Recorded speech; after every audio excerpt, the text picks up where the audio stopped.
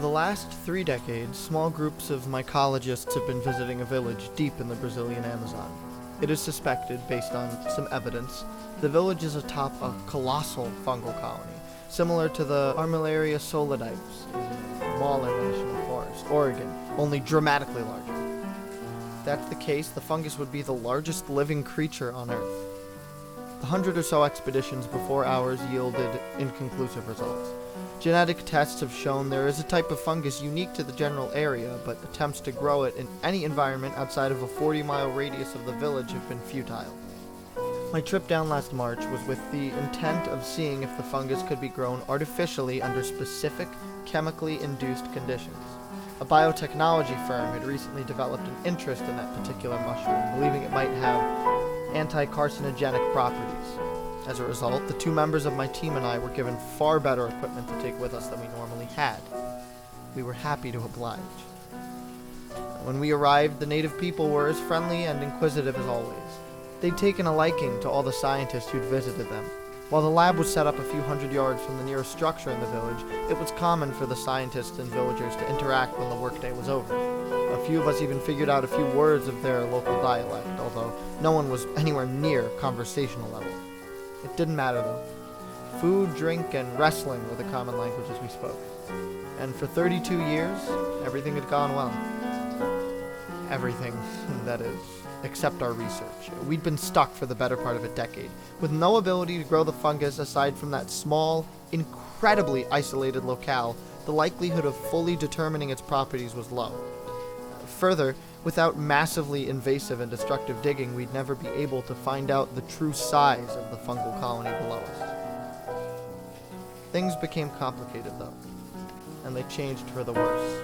I'm not going to write out an explanation of what went on or why I'm the only person in our group to survive the last trip, but I will share my journal entries from that period. I have to warn you, though, the things I saw were unlike anything I could have imagined. And they're things I hope no one will ever have to see again. March 9th, 2015, 9 a.m. It has been absolutely pissing rain for 6 days now. Jared estimates the rainfall is exceptionally high, even for that time of year. He thinks that at least 20 inches have fallen. I believe him too. Shit. I can see why the village folks have their huts elevated off the forest floor. Otherwise they'd be knee-deep in water. You know, sort of like our fucking lab. Okay, it's not that bad in the lab, maybe only ankle deep, but I swear, I'm gonna knock Frank's teeth out when we get back home, because it was his responsibility to make sure the place was sealed tight before his crew left. Dickhead. Anyway, Annie said fuck it and hiked through the water to see if the trails had been flooded. They were. Big time. None of us are getting out of here for a while, so I hope no one gets hurt or sick.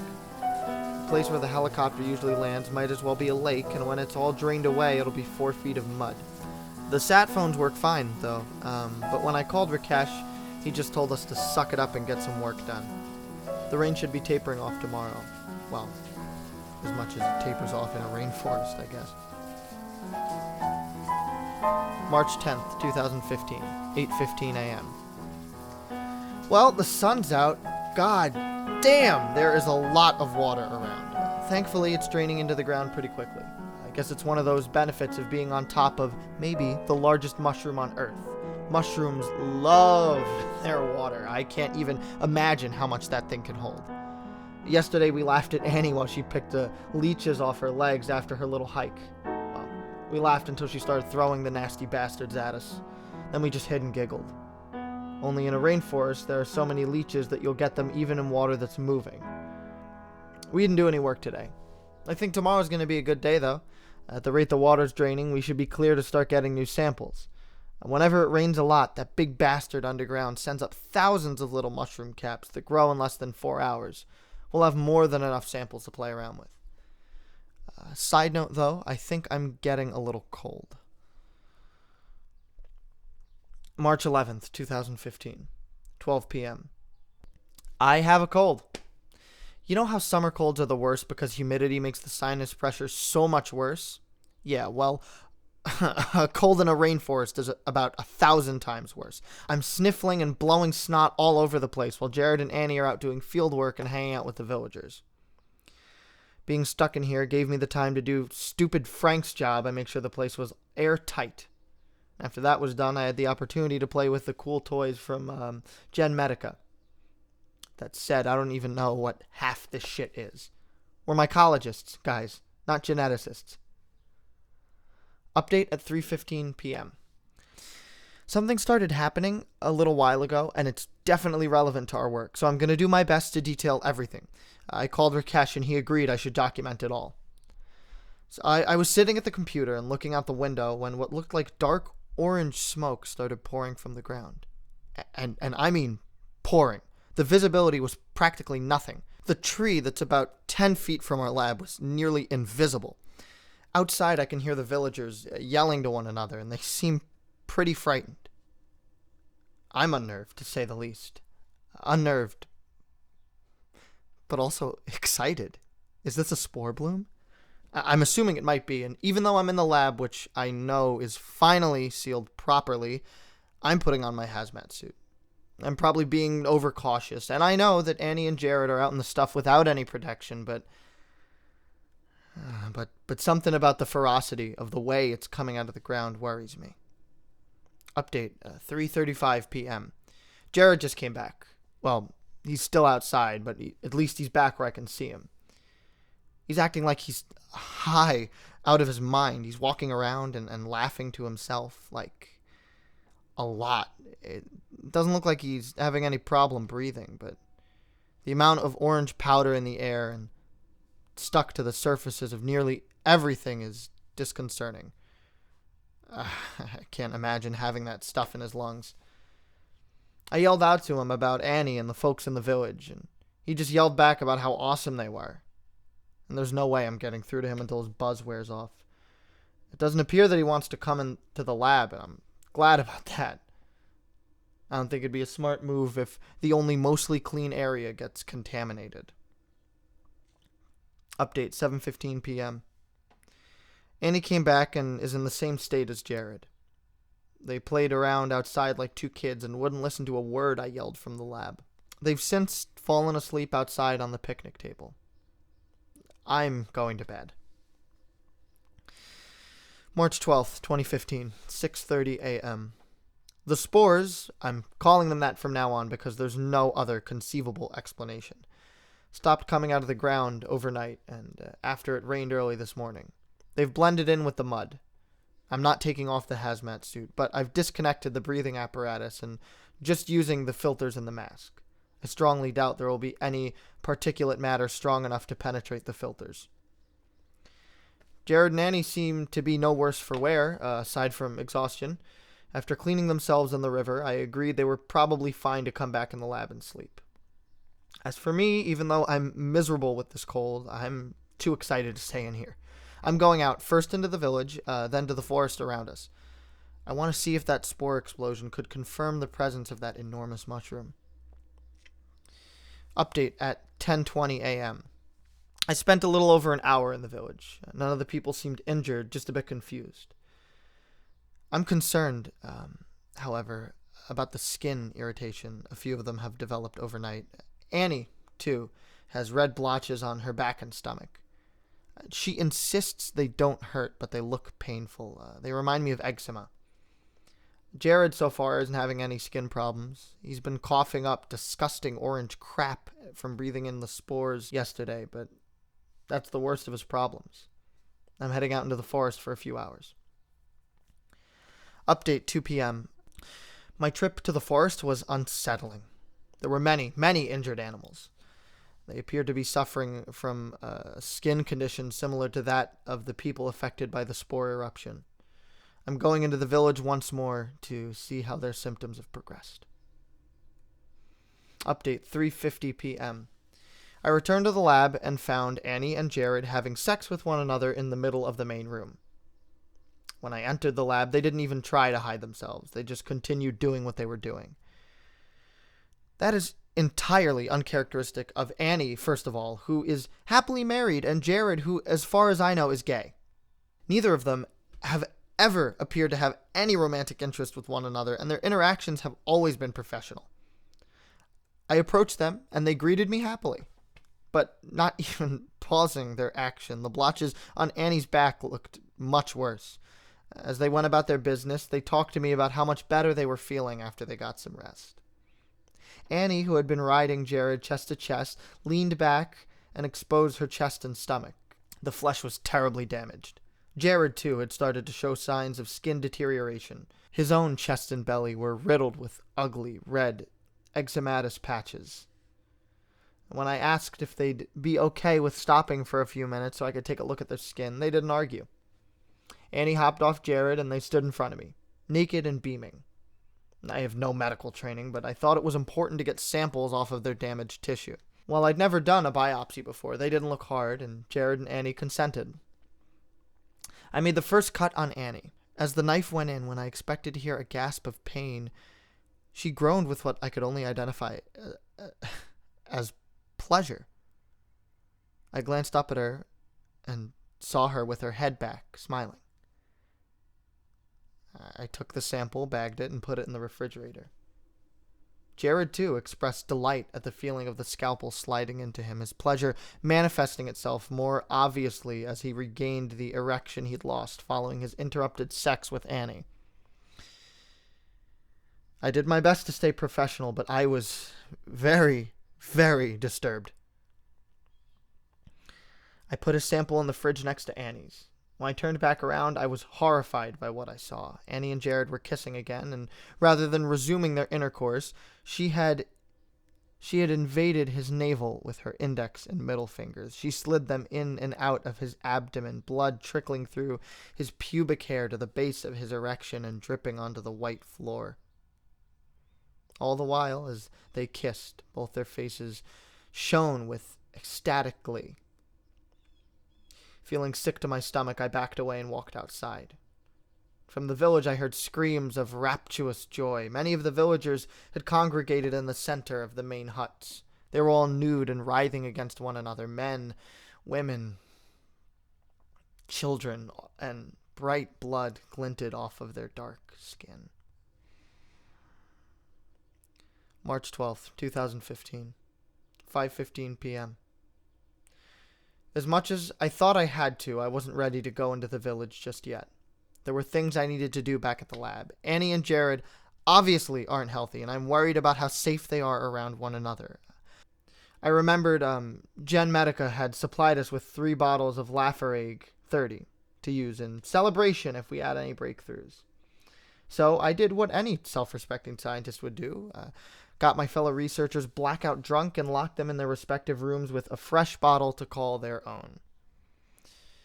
Then I called Rakesh. He seemed more freaked out than I was. He'd known Jared for 20 years. Apparently, he's in a 25-year-plus monogamous relationship with his partner, and, to directly quote Rakesh, gayer than gay.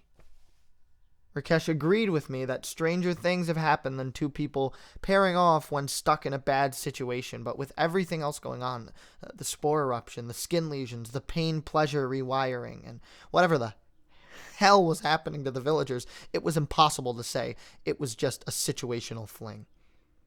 He commended me for figuring out how to keep Jared and Annie safe, and then told me to get my ass into the village and take notes. I have a sinking feeling this is going to be really, really ugly. Update, 8 p.m. It's hard to form a coherent narrative when you've been traumatized. At the same time, it's easy to recall the details of that which traumatized you. The first things I noticed upon leaving the lab and starting the 100 or so yard walk to the village were bird feathers. They were raining from the trees and blowing in the weak wind. I couldn't make much out through the thick canopy, but I could see one bird very clearly. It was perched on a branch nearest to the trunk and vigorously rubbing its body against the bark. Once one side was denuded of feathers, it started on the other until the same result was achieved. Then it leapt from the branch and flew in a bizarre, insect-like trajectory that didn't seem to be going anywhere in particular. It went out of sight before I could learn what was happening to it. A dog ran out from the general direction of the village and stopped in front of me. Its fur was mangy and visible flesh was punctured or rotted away. Its tail wagged furiously and its ears were up, making it look incredibly happy despite the painful-looking condition of its skin. I reached out to pat its head, and it obliged, pushing its snout and head against my palm very hard. Almost as if it never felt the touch of a person before, it ground its skull against my hand, and I felt something slide. I recoiled and pulled back. The skin stuck to my gloved hand as I pulled, tearing the fur and flesh from its head. The dog, with blood trickling down its face and its tail still wagging, stared at me and began to eat itself off my glove. I shoo it away. I didn't know what to do at all, aside from continuing my walk to the circle of huts. With each step, the details of the natives, who still swarmed in the center of their village, became apparent. I could only describe their activity as an orgy. Every conceivable pairing was demonstrated, all the way up to groups as large as 6. Most sickening to me, aside from the atrocious, seemingly indiscriminate disparities in the ages of the participants, were the injuries. Every person had terrible damage to their skin. It appeared to be the same as what Annie and Jared were dealing with, but most of the villagers were much worse off, likely due to their constant and frenetic activity with one another. They paid me no attention as I walked through their midst. Every so often I'd come across a corpse. Each had profoundly disfiguring damage to them. While I know some of it was the result of the fungal spore's effect, a good portion was clearly from the action of another person. This was verified when I saw a young man in the crowd. A rictus of pleasure etched across his face, having his entire back flayed open by his partner. The man gasped with clear delight, his nudity making obvious the arousal he felt despite the terrible injury. His partner pressed his face into the wound and planted tender kisses on the exposed ribs. There were more acts like that, but they've all blurred together. I'm exhausted and overwhelmed. I called Rakesh once I got back, and while he expressed empathy for what I saw, he insisted on the importance of documenting the behavior and progress of those affected by the spore cloud. I promised him I'd do a better job tomorrow if I was able to get any sleep tonight. I checked on Annie and Jared. Both were snoring. Their skin looked worse, though I'm not sure what to do. Rakesh assured me that by tomorrow evening, they'd be able to get a helicopter to us. When I asked about where it'd land, he told me not to worry about it. So I'll do my best. I'm gonna get drunk and try to fall asleep. March 13th, 2015, 6:15 a.m. Before I went to sleep last night, I bound Jared and Annie to their beds. It was something Rakesh suggested, and eventually I decided it would be for the best. I could deal with them being pissed at me as long as they didn't hurt themselves while we waited for the helicopter. Apparently ours would be the first of a few. There's a medical helicopter scheduled to come in minutes after we're taken out. While I'm really happy the villagers will get medical attention, it absolutely sucks so many of them will be either dead or terribly disfigured. If we'd been able to figure out the workings of that massive underground fungus, we might have been able to prevent this from happening. I'm heading down to the village again. I'm bringing my voice recorder so I can document enough detail to make Rakesh happy. I'm not going to transcribe it all, but I'll put what I feel are the most important parts in this journal. Update at 12 p.m. What I saw yesterday was paradise when compared to the devastation and depravity I was forced to observe today. Rakesh, I wish you hadn't asked me to do this. I understand why you needed me to, but I'm not the same person I was a few days ago as a result. There's just nothing I can express other than sadness and terror. Well, maybe one thing. There's a tiny bit of solace in the fact that those affected by the spores don't appear to be in pain, but the other side of that is how they gleefully destroyed their fellow villagers. People who were entirely innocent. People who, even as I write this, continue to scream with impossible ecstasy as they are torn apart. So Rakesh, you asked for details, so here. choke on them. Woman, woman, man grouping. Severe skin deterioration among all three. Severe mutilation of the man's genitals. All that appears to remain is approximately 5 inches of his urethra, which is being stretched and pulled by both women. Each woman takes turns performing oral sex on the remains of the man's genitals. The smaller woman, when not occupied with the man, had created holes in the larger woman's thighs, into which she thrusts her fingers and tongue. All participants in these acts express joy. Man-boy grouping. The dead man is on his back in the dirt while the boy sits in the gashed crater of the man's belly. The boy is laughing and pulling out loops of the man's intestines. Every so often, the boy will duck his head into the dead man's stomach cavity and move around as if trying to swim. He then erupts upward, reminding me of a dolphin leaping out of the water, before settling back down into the belly of the dead man to repeat the process. Large bite marks are visible on the boy's arms. Man, man, man, man, man grouping. 4 men are having intercourse with gaping wounds in the torso of the 5th man. The 5th man is on his back on a small table, chewing what appears to be the dismembered hand of a child. The child whom he had got the hand from is not in sight. Woman-woman grouping. The women are engaged in mutual oral sex. Each woman's belly has been torn out and is dangling her viscera either onto the dirt or onto the partner's body. The woman closest to me is bleeding very badly and will not live much longer.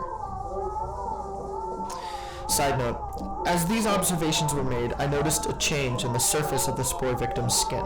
Aside from the growing blight of sores, the skin appears to be growing sticky. It also appears to be weakening. I watched a boy, whose back was relatively free from deterioration, get pushed back against a hut. When the boy moved forward, the skin stuck to the hut and tore from his body with each step. This is similar to what I experienced yesterday with the dog's head. Man, woman, woman grouping. The older woman is flaying all skin from the other 2 group participants. Both the flayed man and younger woman are sitting, apparently chanting happily, while the older woman removes their skin with a small knife. The scraps of flesh are being thrown both at the other groups of villagers and into the forest.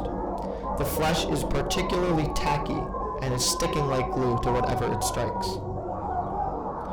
Woman, man, woman, woman, infant grouping. The woman on the ground appears to be in the process of giving birth to what may have been a healthy, unaffected infant. The man and the other 2 women are pushing the infant in and out of the mother with a great deal of force. I have no doubt the infant is no longer alive. All 4 living participants are either laughing or yelling with excitement or pleasure. It was that sight which forced me back into the lab. I'd reached my limit. When I walked in, Annie and Jared had escaped from their rooms. Once their flesh had deteriorated, it was not difficult for them to slip out of their bindings. I hadn't bothered to lock their bedroom doors after tying them up. They'd resumed their intercourse from the day before. Jared was atop Annie, chest to chest. When I entered the lab, Jared, surprised and delighted to see me, lifted himself off Annie. Their skin clung together, and the force of his motion tore the flesh from the muscles. Amused by this, Annie pulled back from Jared and attempted to disengage their genitals. Her vaginal walls clung to Jared's penis as she moved, sloughing off and separating from her anatomy. They stood in front of me, like they did yesterday, happy to talk about how much fun they were having.